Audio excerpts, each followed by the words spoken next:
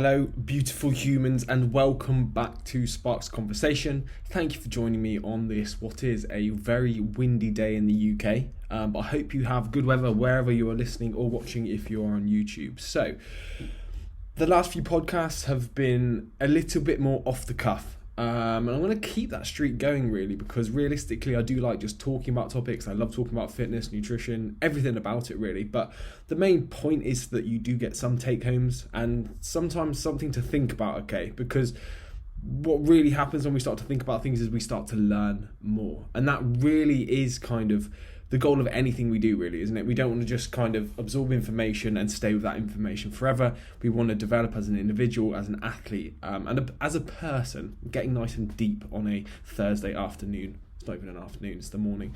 But anyway, so little update on me. So training is going very well, for once. Like I think now, like, although I'm not as at peak strength yet, compared to my last off seasons, I think I have quote unquote kind of recovered from prep. This is the first time that I'm not getting really bad DOMs from training, because I just think my recovery was so shot from that prep, and obviously the stress that I had after it. So I'm in a really good place with my training now. Food's gradually going up. I'm managing to keep cardio in because I'm enjoying my cycling at the moment. So I'm sitting just above kind of the recommendations for health, which is around kind of an hour and a half a week.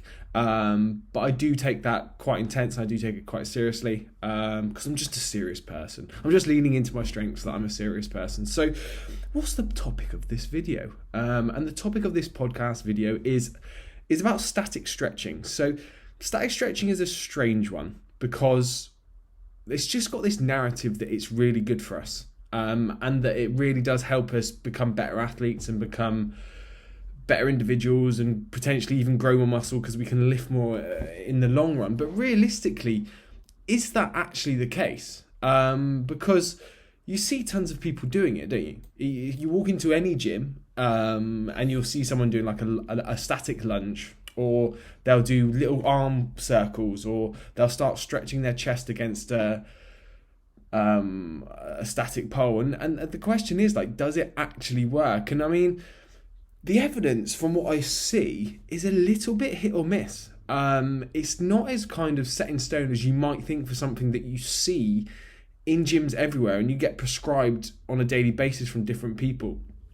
When we look at some of the literature on stretching to loosen muscles, the main reason that we are trying to stretch, and realistically the main reason that any kind of stretch would be prescribed, is so that you have a better range of motion or subsequent mobility around a joint.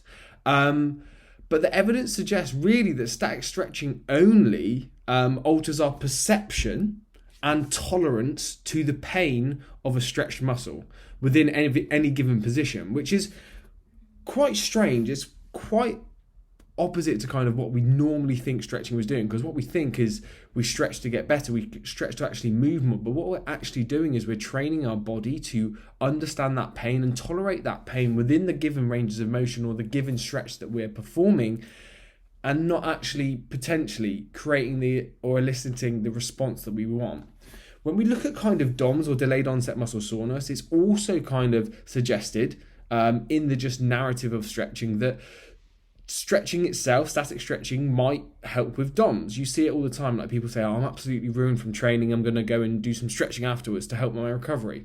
And a few studies, so one from Cochrane, that's what I'm going to pronounce it as, concluded that from a number of controlled trials, stretching at any given point around training, so pre, post, intra, does not clinically reduce DOMS in healthy adults. So that's not just one study. That's not just an isolated study. That is from a kind of a myriad of different studies using probably different methodologies, have concluded that stretching does not actually impact our recovery in terms of DOMS. Of course, DOMS is not our only recovery modality, and there are there's not a million other, but there's tons of other different recovery modalities. But in terms of DOMS, there is evidence suggesting that it doesn't actually have as much as an impact as we'd like to think. So now then, let's have a look at let's have a think about what the evidence suggests about strength or performance benefits from stretching. Because of course, we see athletes all the time doing static stretching. We are pushed to stretch to become better individuals in the gym. But what's the actual case with that? I think it's within kind of sports science, it's readily available that kind of static stretching doesn't actually do that much for strength training. And it may actually, in some cases, in a lot of studies, it has actually shown that it reduces overall force output, which is, of course, is like 100% not what we want. Realistically, we would be only stretching so that we could lift more weight. And what evidence suggests is that it potentially isn't that simple, and it might actually reduce it in the long run.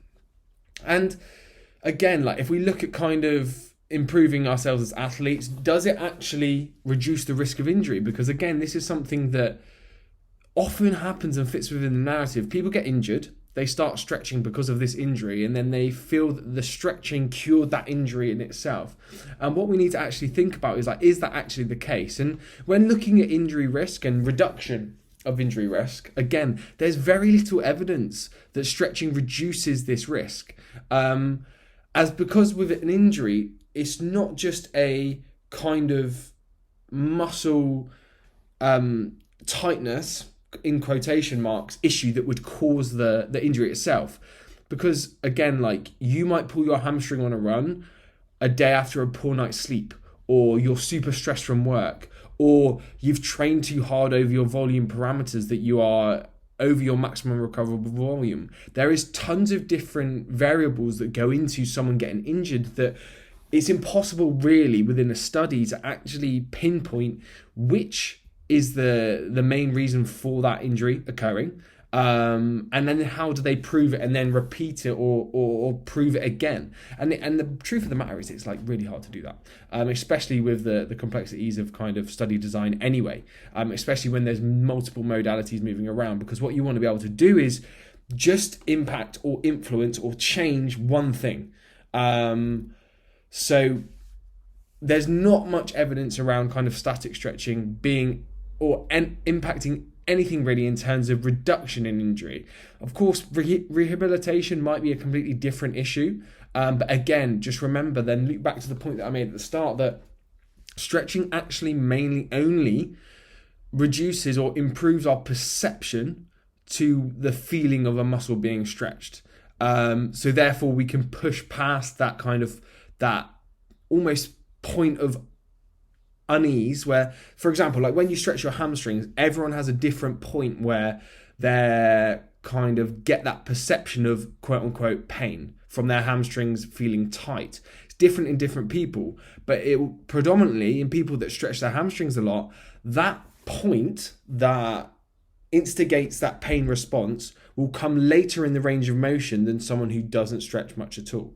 So you've got to weigh up really, does it actually facilitate anything that you actually want to improve with your training? Because the main argument against stretching is that like it's a very inefficient way to improve mobility, because mobility is completely different to flexibility, which is what happens when we do static stretching. And what we need to think about is time better spent doing different things or more effective things as such. For example, spending time doing mobility drills as opposed to static stretching if you are struggling to get into ranges of motion. Because one of the main things is like with ranges of motion, so for example, the most common one is like people doing a squat or a deadlift. Like if you can't get into a good depth squat, first look at your biomechanics. Like, are you set up to get into a deep squat?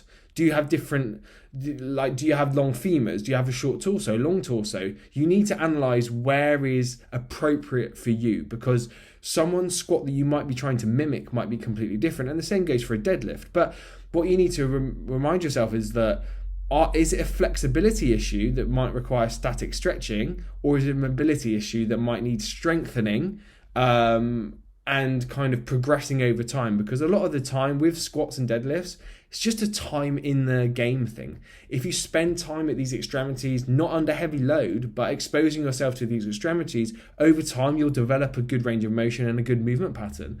And again, where's your time best spent? Probably performing in the gym. If the goal is truly physique development, the time in the gym will be the best spent training and then subsequently recovering. And as we know, like static stretching from the research, that is, doesn't necessarily help improve our recovery.